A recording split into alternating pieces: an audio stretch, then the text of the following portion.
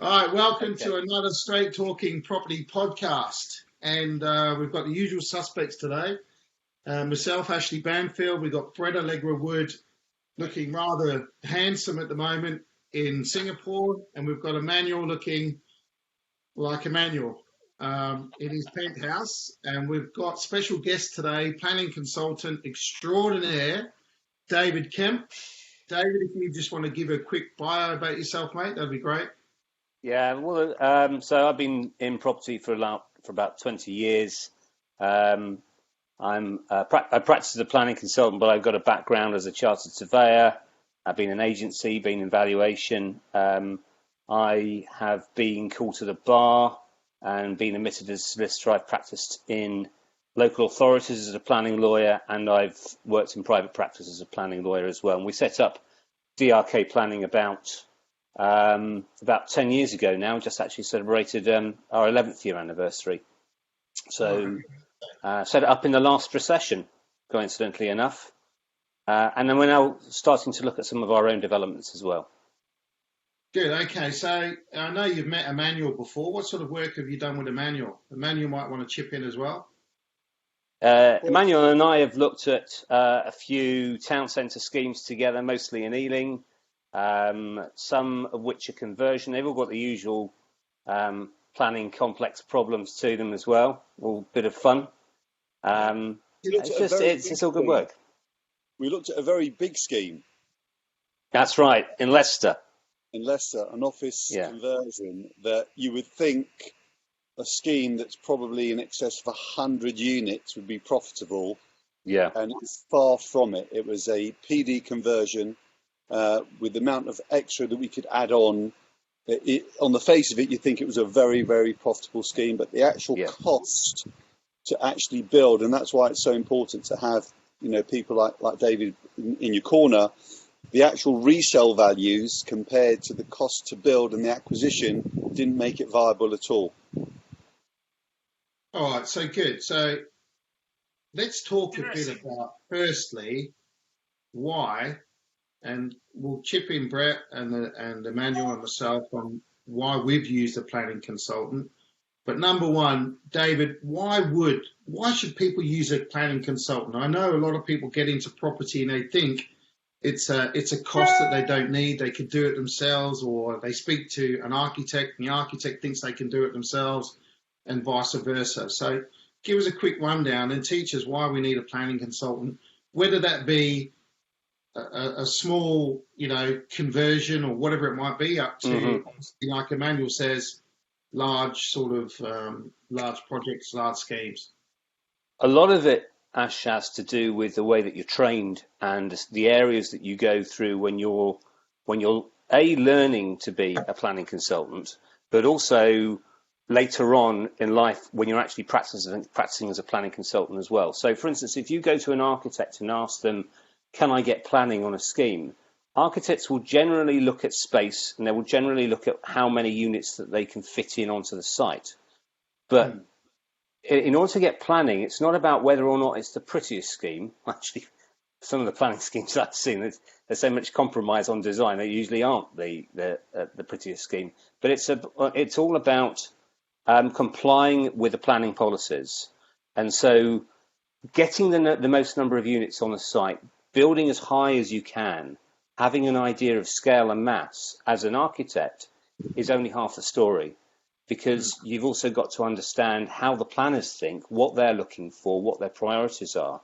And also you've got things like, for instance, you might be looking at an office or a retail site that doesn't have permitted development any longer. So it might not have permitted development because there's an Article 4 direction, either coming in or about to come in, or there are conditions on a recent planning permission that's come into force, for instance, that's taken those permitted development rights away. And so as a developer, you're taking a risk on somebody's advice to say, that's okay, I think we can do this, when quite frankly, they haven't jumped through all the initial planning policy hoops beforehand. and that site might not have the value you think it does. And then also there are other things such as, affordable housing that they haven't taken into account, Section 106, still costs and so on and so forth. And that's just on the policy side. So that's the first reason, I would say. It's knowing what the policies are. Just before you go on, yeah, just explain Section 106 for us and affordable housing and that type of thing. Well, Section 106 is, so for instance, if you are, generally speaking, if you are doing a development which causes some form of harm or impact to the neighbours or to the local road network in terms of extra parking, highways, traffic and so on and so forth, or environmental considerations such as impact on trees, etc., or even contamination, then there are things that the council will want you to do in your scheme to mitigate that harm. So if that mitigation is in relation to things that you have to do outside the development site, outside the red line boundary of the development site, then that's usually something you have to provide by way of what's called a planning obligation. And that's delivered through a contract between you and the council, which is agreed as part of the planning permission, called a Section 106 agreement. It takes its name from the statutory provision which sets the rules around all that. But that's for where you're delivering those improvements, those mitigations off-site, or affordable housing. So the council wants to see lower cost housing, either for rental or for shared ownership, delivered as part of the scheme, and that also has to be wrapped up as part of that. Also, financial contributions, those normally can't be done by way of planning condition. Those have to be delivered again through a Section 106. Everything else, and usually anything that's within the red line of the site as by way of mitigation, is usually dealt with by way of planning conditions, and those are imposed on the decision notice. The Section 106 for most developers is an additional cost, the same as SIL, and it's a way of the planners to get extra money from the developer. However, that can be mitigated with the use of a very good planning consultant, as well as a Section 106 consultant to actually help in that sort of arena. That's right. So when we say mitigated, do we also mean that it is negotiable? It is only on affordable housing, though. So, for instance, if the council comes to you, and we're dealing with a scheme in Suffolk, for instance, at the moment, there is a total of, I think, offhand, just trying to remember, I think it was about £90,000 worth of financial contributions to it. Now, those contributions included contributions towards highways improvements, infrastructure, schools, libraries, so on and so forth. So those sorts of things, this is where a council does not have a community infrastructure levy. Because the whole point about the community infrastructure levy is you pay money to the council so that they pool all that money. So Brett pays some money on his developments. You pay money on your development, Ash. And Emmanuel pays money on, and it all goes into a pool, and that's the community infrastructure levy. Okay? So that then goes towards schools, etc. Just to be clear to everyone, when we talk about SIL, we're talking about the community infrastructure levy. That's the CIL. Yeah, it's a tax. It's like basically a local tax on development, and that money gets used towards certain things. So, for instance, if it already has a SIL, it can't collect that money again for the same purpose through Section 106. Okay? Yeah. That's the first thing. They can't double count. They can't double provide. Yeah. So where you are providing that money anyway through SIL, you can't negotiate on that anyway because it's a fixed tariff. There are certain rules around where you can reduce the amount, but I'm not going to go into that in this answer. But on where you're paying, where they don't have a SIL, and therefore you then have to pay that money through the Section 106. Again, they are fixed tariffs. You can't negotiate on those. The only one you can negotiate on normally is affordable housing. Okay. And are these tariffs, 106 and affordable housing, SIL, for instance, are they fixed nationally or are they by local councils? Usually by local councils. With the exception of London, they have two levels of SIL. They have the mayoral SIL, where money is collected to pay for Crossrail and any any other longer term infrastructure contributions. And then they'll have sills or community infrastructure levies which are set locally by that local authority. And they will vary depending upon where they are. So the mayoral sill that you will pay for a development in Ealing will be different from one that you will pay, for instance, further out. It's done by way of zones, like the TfL zone, like the London Underground map, absolutely. So it's done by way of zones. So you'll get some boroughs, say for instance in London boroughs like Westminster, Camden, they have the same sill for mayor, which is only £50 per square metre. So it's actually, it's quite low, but it's the local sills that you have to watch out for, and they can be very high in some areas, such as Islington and Camden. They've done their own valuation assessments, and they think developers can afford to pay, because of the higher land values in those areas, they think developers can afford to pay a lot more. So, for instance, they might be in some cases £200, £300 per square metre, in addition to paying the mayoral sill. Yeah, it's quite a whack. It is, yeah. So when we look at residential versus commercial, is commercial included with the 106 and the sill? Does that affect commercial? Or is commercial affected some other way with some other tariff? No, you still have to pay it. I mean, it doesn't choose its target depending upon whether or not it's residential or commercial. It depends upon how much extra floor space that you add, which is an interesting point, actually. What I would say is, because, for instance, if you buy a house, even if you buy a house for your own purpose, it doesn't matter that you're not going to develop it, sell it, split it up for profit. If you say you buy a house for your own purpose and you decide you're going to go for lots of extensions under permitted development, you're going to max it out. You're going to go for ground floor, first floor, roof level extensions, side extensions, and you start increasing the floor area of that beyond 100 square metres, then you then trigger a liability for sill. And because a lot of people will associate paying sill only if they're doing a development, only if they're selling for profit. So 100 square metres more in addition to your current property will automatically engage some sort of sill. Yeah, yes. If you're not changing the use, then you have to pay sill in any event, unless, of course, let's say it's a house and you convert it to flats, for instance. So that's a change of use. It's actually a material change of use because you're changing a house to flats, and that doesn't require sill. And there are other reasons why you don't require sill as well, such as, for instance, on prior approval schemes, office to resi. That may actually be sill chargeable because there is a change of use that takes place. But because you can basically offset the existing floor space against the new residential floor space, there may be no change there because it's just a change of use. Then it's a nil sill tax. You know what? That's how it works out. Well, I know that with the information you've given so far in this, under 15 minutes, I think any budding developer or property entrepreneur has already saved themselves thousands and thousands of pounds without getting into projects where they know very little about just something like 106 or sill. So I think I'll say thanks on behalf of everyone for that. Now, I think a couple of points. Sorry, can I just jump in? I think there's a couple of points that you made were really quite key.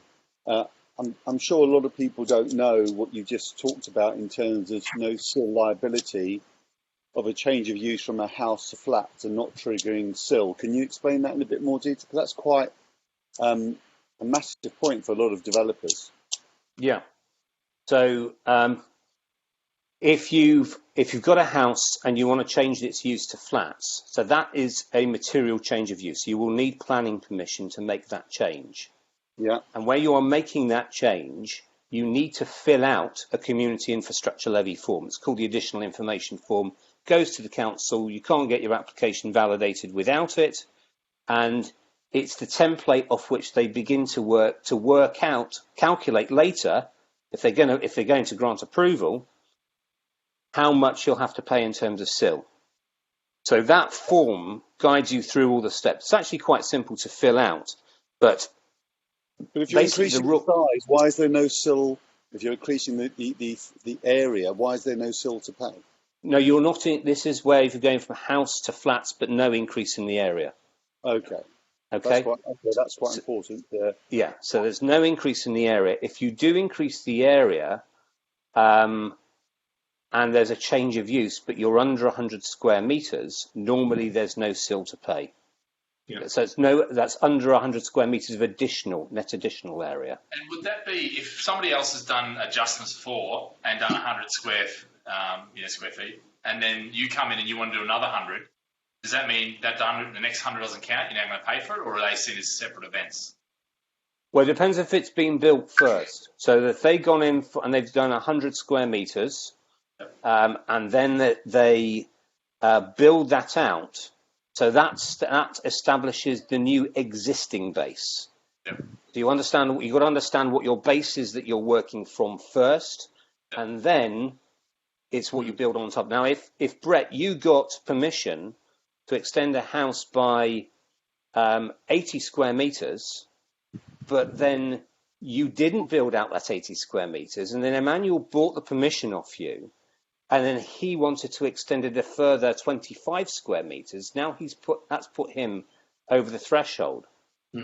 So he then has to pay sill because it's now cumulative, because the first 80 square meters additional wasn't built. It didn't set a new base.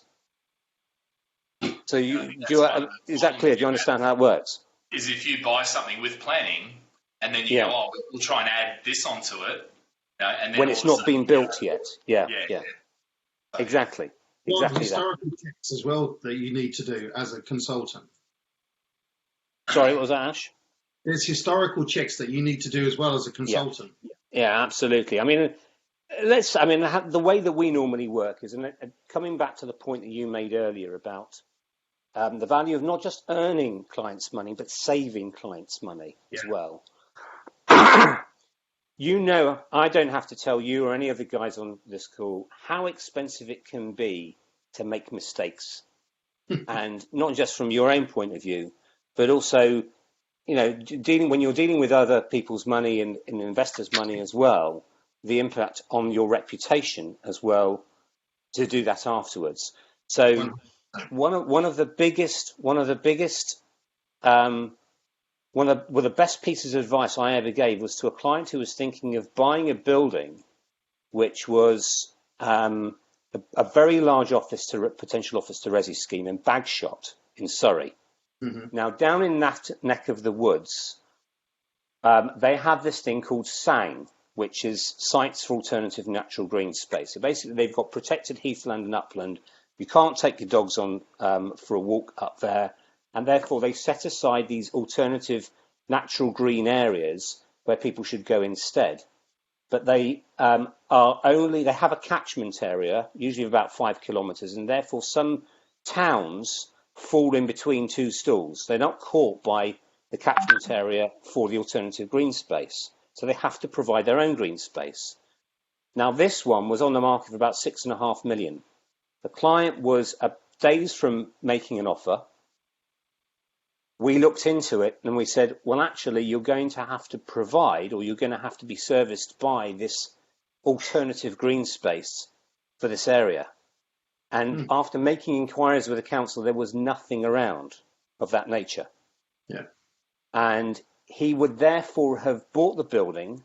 He might have got PD, but under the Conservation and Habitats regulations, which is a separate body of planning law, he wouldn't have been able to occupy it. So it was being completely useless. Completely useless. He couldn't have occupied it unless he provided that green space. So that client, we advised to pull out of that deal. I know somebody who then went in and bought the deal off that trust not long afterwards. And for the best part of the next 18 months to 2 years, they were struggling, at least. I don't know whether or not they managed to get over it afterwards, but they struggled to get any consent and to get it occupied because they didn't have this SANG. Now, we saved that client not just 6.5 million, because you can pull out before that, but then you've got deposit costs, you've got legal fees, and all those sorts of costs as well. So, that was advice that we gave maybe for a few £100 at the time. Yeah. But that client then did a deal for us, or deal with us on the next scheme that we brought to them, which was incidentally for another £6 million, but we got PD for them on that one. Yeah. And just on that, I know people will probably be tapping away madly at their calculators. 100 square meters is 1,076 square feet. It is a substantial addition when you look at some of the micro flats, 300 odd square feet per flat. So it can add a lot to a scheme, and it can be the difference perhaps between profit or no profit. So, don't sneeze at 100 square meters. No. So give us a little bit of insight, your experience with planning consultants, etc., and so on, and developments. Well, I was just going to say, from the end result, which is a couple of times when we've had sites come to us, and the developer will actually, what you realise is they didn't do their maths right at the start because they perhaps didn't hire a planning consultant, because they didn't realise they had these extra costs and things like that. And then what happens is they have to effectively when they get to the end, in order to make money, they have to decrease the spec and finish things off not too well. And when we look at the site, they're desperate to sell it, and then all of a sudden it's like, well, we can't really sell this because you've shortcut this and shortcut that. And the whole deal and who knows what happens to it after that, but invariably, a bank gets hold of it because, the funder gets hold of it because it just hasn't been done right. And I think, the key to this is, your numbers are everything in development. I mean, if you don't get them right up front, it's very hard to change as you go along. And I think that's where the planning consultants can really de-risk you on that side. And I think that's the big lesson that I see from the sales side of it, in selling blocks and that from various developers. And we do struggle now. A lot of the stuff that we do is with larger developers because the smaller developers tend to miss things like this out. And they get these surprises. And then when we're negotiating with them, they're like, I can't afford that because I've just got this, extra bill. And you're like, how can you not know this, sort of stuff? I think it's really important that, our industry in terms of development has become very popular over the last few years with different companies training on training courses. However, I would say almost 99% of the time, the training courses do not give the average new developer all the tools that they need, and especially planning consultants and planning in the costs. You have to plan in all the different costs. That's why a lot of the schemes that I look at, by the time we put our figures in and added in all the professional fees, including a planning consultant, don't work. You have to put those contingencies in. You have to have that professional advice, because if you don't, you will make mistakes. As a developer, I've made lots of mistakes over the years, but as I've learned and developed, I've made less mistakes by using professionals like David to allow me to mitigate the circumstances. Somebody wants to get in on the call. It really is important that people understand that you have to plan in these professional services and understand where the risks might be. And I always like to look at worst case scenario, not best case scenario. If the scheme works on worst case scenario, if I get anything over and above that, that's fantastic. So using people, a few of the things that David has said today have just been amazing in terms of, just a 20-minute conversation so far of how to help people and to stop you from making very, very costly mistakes. Well, David came to see our pub. I didn't see you there. It was Jimmy, my business partner, came to see our pub. Yeah, I remember. Yeah. And I think you brought somebody else that you're training with you. And I think within half an hour, you'd saved us tens of thousands of pounds and weeks of time. And the couple of tips that you gave us, we've gone forward with, and all is sweet. So thanks again. Thank me for that, Ash. You can thank me for that recommendation. Okay.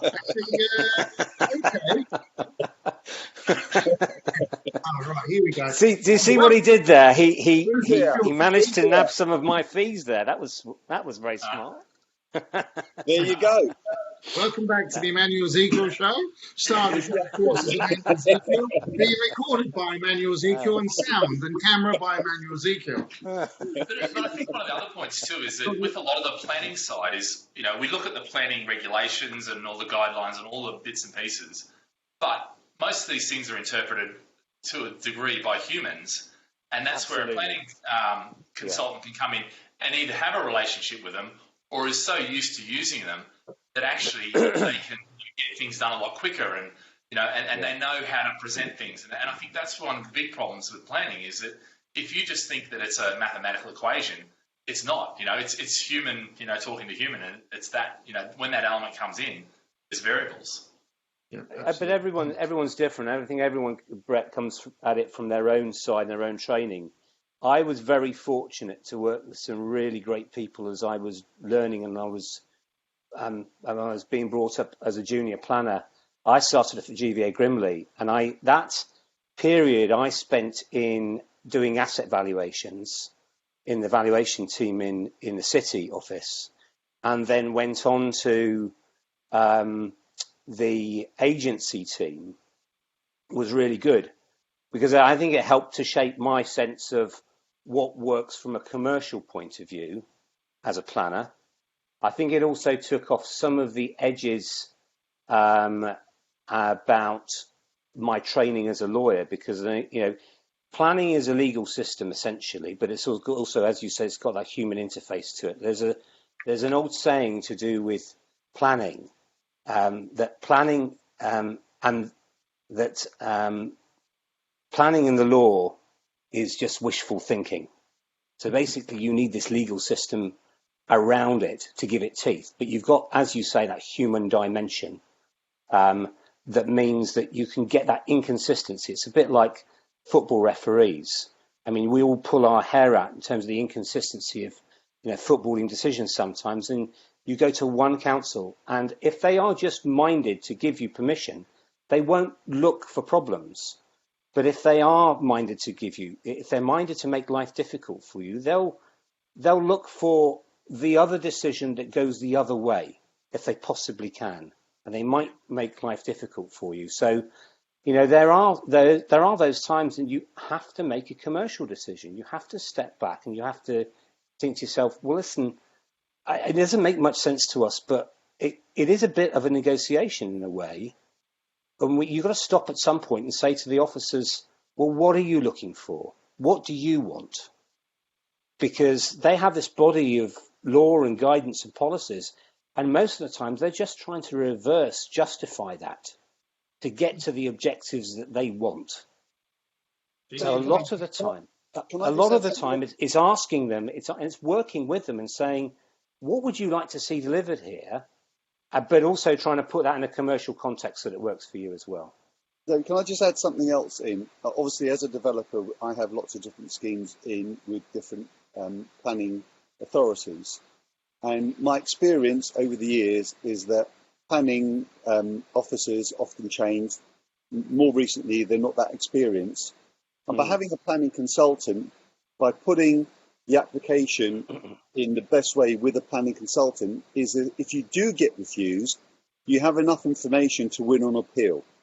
So having that correct structure and providing all the information, it makes it very easy to go through to the appeal and get that done very quickly. Strategy, isn't it? Yeah. It's very much a strategy. It means that, because not all planners do the right thing. And we know that lots of plans that have been rejected get approved on appeal. So employing a planning consultant right at the outset to work in conjunction with your architect, one, gives you the best possible opportunity of getting planning the first time round, but more importantly, gives you the best opportunity of winning on appeal. But we're all salesmen, and we're all salespeople to a certain extent. We all got advocacy skills, we've all got persuasion skills, we've all got to, whether or not we're negotiating and dealing with vendors or with our funders or with the banks, or whether or not we're dealing with the local authority as well. It's just understanding what the motivations are from the other side and trying to work with that. But you're absolutely right. You also have to play the long game to a certain extent. And where you see that there's a potential for a council to go and try and take another route, you've got to try and cut off those escape routes as you go along and steer them in a certain path if you possibly can, and take that. It's good advocacy in a way, and that's part of the training that I had. I'm now going to ask you a difficult question, which you may or may not have the answer for. Go on. So I know that question. I know that question. you don't Why know. am I wearing two watches? Why am I double wristing? Well, unbalanced then. He's a So double wrister. I want to ask you this question because it's quite an important question. We've now seen the landscape of the UK change quite considerably because of COVID. We're seeing the high street and what I think is the demise of the high street, as well as lots of hospitality like pubs and so forth, where they will not be able to cope with the new guidelines and changes. What do you think the planning policy will be to allow, because we know that lots of pubs, they're not like to change of use, they have a premium marketing. So where do you think the landscape's going to change? One, for the hospitality pub sectors, for small pubs that were just about making ends meet before COVID, as well as the high street and maybe some of the change of uses. Where do you think that might be, and where the time scale might reduce in terms of having to market and show that it's no longer viable? Hard. Well, there's several questions in that, but I think what I'd start off with is that basically no one knows really what's going to happen.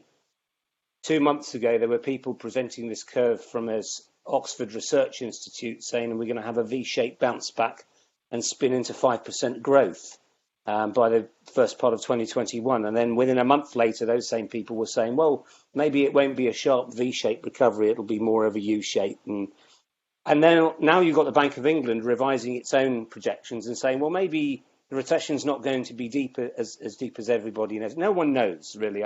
And there are smarter people than me who keep on getting it wrong. So if I was looking to do my own developments right now, which I am, I would be looking for sites which are certainly in town centres, but probably if they are in town centre areas and more core town centre, there's not much you can do with the retail at the ground floor at the moment, because if there is going to be a shift of planning policy locally, most local authorities are a bit set in their ways. They just see A1 shops and town centres and they kind of go together as hand and glove. And they've almost got to see that structural change begin to fail and the impact upon their town centres generally before they basically begin to face up to the reality. Some have already started doing that. Areas like Slough, for instance, they've got regeneration plans and they've been trying to push that forward. I think you're probably, if they are going to move towards policies which allow more flexibility in retail uses or the community uses like pubs, it might be more towards co-living schemes. So you don't get this sudden and abrupt change towards residential where there might be more dead facades and a loss of vitality at ground floor. You get more of a mix of uses. And that, I think that fits in very well with the sustainability agenda, cutting down transport and travel distances between places of work and play and living. Even with offices, I don't think it's such a clear-cut thing. I think it also depends upon where you are. I think in London and some of the major conurbations, you see a higher density of office occupation. So you have a different problem, certainly over the short to medium term with COVID, about distances between workers in the office place. If you're in somewhere like Basingstoke or Guildford, or maybe a bit further out as well, I think you see a lower density of occupation that might be easier to sustain an office operation in those places. And I think culturally, people have started to get more used to working from home. They've seen how it works for them. A lot of them are reluctant to go back to their offices, to be quite honest. That might change after we get out the good weather. We don't know. I mean, a lot of this is seasonal. They're just happy being in furlough and doing nothing and being in the park and being paid for it. So, yeah, I think it's difficult to tell.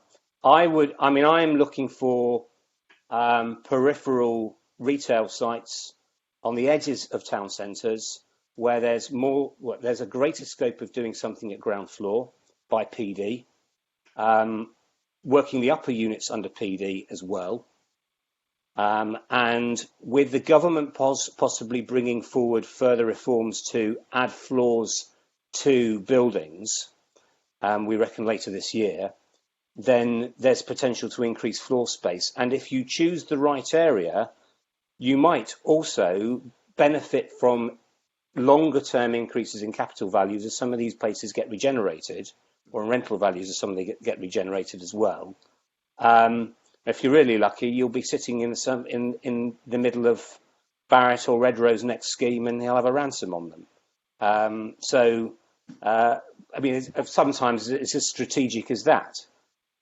So that's probably where I'd look at the moment. I still wouldn't plumb too quickly for pub schemes and the like, because I still think that there's a huge resistance, generally speaking, to lose community uses. I think one thing we've seen out of COVID-19 and the general sense of people wanting to bring community together, the clapping for carers and things like that as well. People are a lot more aware of that, a lot more conscious of that, and I think that there is a stronger sense amongst some people in the community that they don't want to feel a loss of community and disenfranchised in that way. And I think that filters down to these kinds of assets for community value. And people will become a lot more vocal about the loss of their local boozer, for instance. I mean, so many people have said, God, I can't wait for the pubs to reopen. I miss going there. So, whether or not they can actually drink there and their pubs are actually making any money is neither here nor there to some people who always said, oh, I can't wait to get back to my local. You were never there in the first place. That's why they're all going bust. But I mean, that's the irony of it. But they will be the quickest people to write a letter complaining that they're going to lose their local pub. Yeah. So I know we've been on here for a while, and I'm just conscious of time. A couple of questions I know that we've been asked by people before we were going to do this is, what size of project, how small before, or how big before I should start employing somebody like yourself? Well, different planning. I can't speak for other planning consultants' business. We'll look at stuff which either conversions, tend to look at extension projects all that much, just a house being extended, but we will look at some. But should people look at a consultant for that? That's kind of what I'm asking. I think in terms of even house extensions, I think it's worth looking to a consultant for that, because a consultant will be able to advise you on the PD rules. And again, it's to do with an area of law, of planning law. And architects are great at space, but they don't necessarily know the PD rules, which themselves are not just a pure tick box exercise. They're open to interpretation. And I've seen architects get it wrong as well, or they miss things, or they've drawn the plans in the wrong way, or they haven't presented them properly to the planning officers. So, I mean, the thing is that even with the smallest stuff,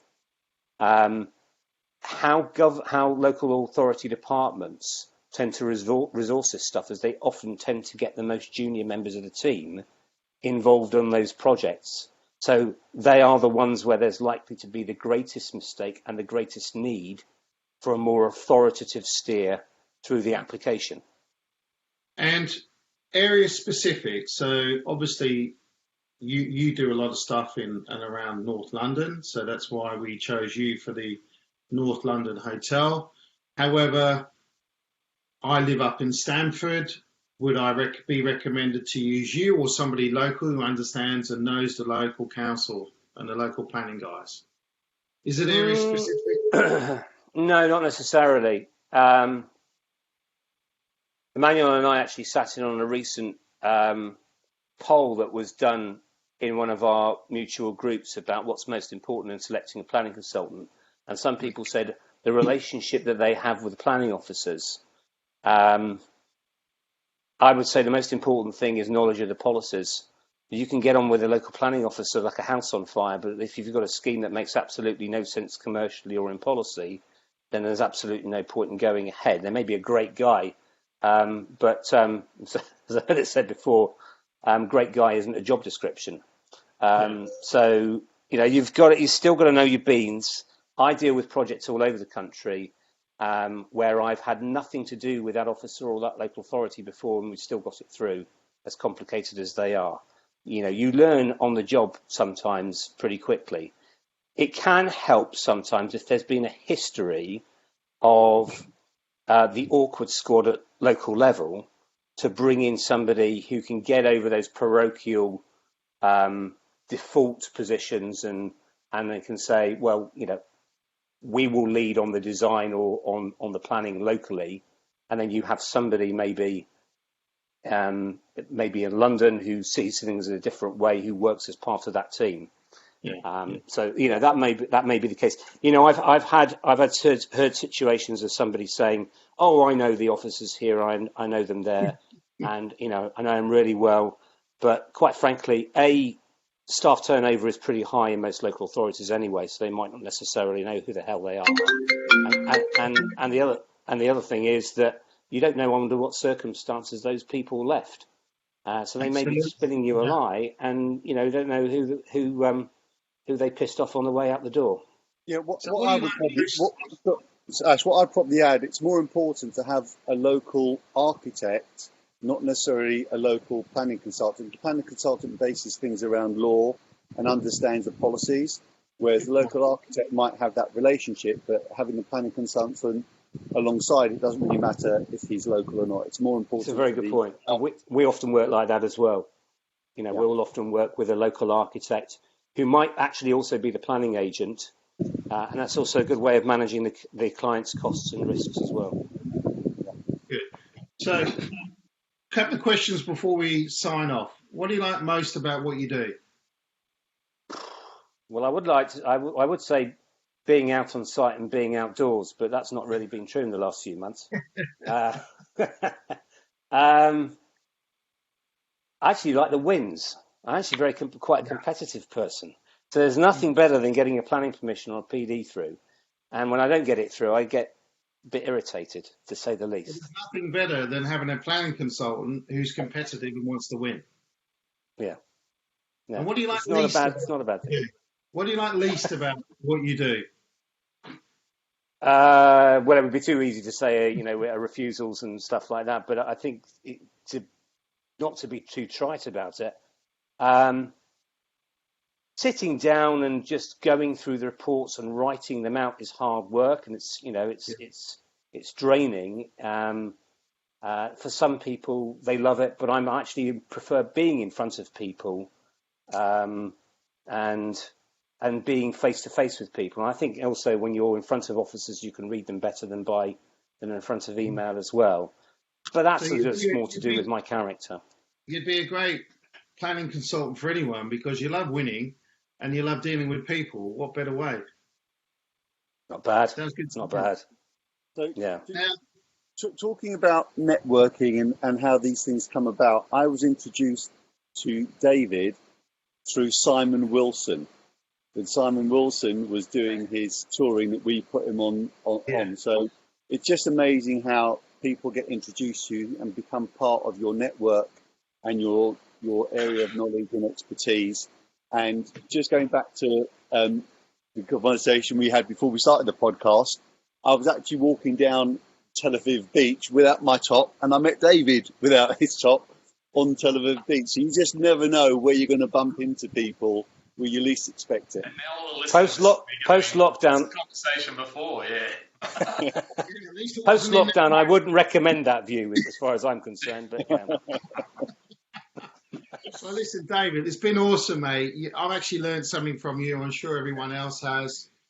Boys, Emmanuel, Brett, I hope you're enjoying lockdown. It's easing soon. Let's get down to the pub. Obviously, the pub that we have in Tottenham is opening up soon, July 4th. So, any additions, boys, before we sign off? No, that's awesome. No, just enjoy the weather, and let's hope we get over COVID quickly and start making money again.